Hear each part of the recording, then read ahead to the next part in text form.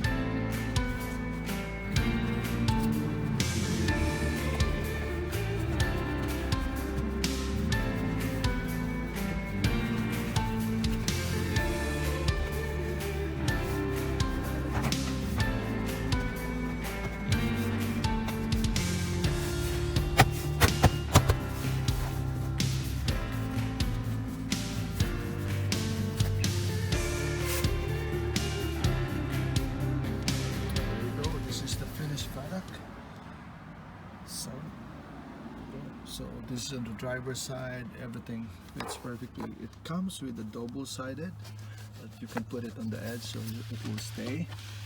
And I put it under here too, under at the back of the pedal. So the only thing that I don't like is it covers the dead pedal here, but I think it's still good for 40 bucks.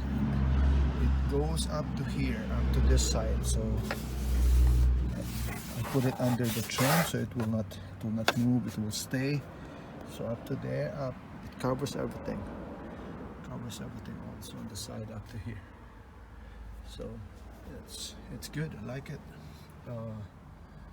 It makes the car clean, and I think it's easier to clean as well. Alright, this is the driver's side.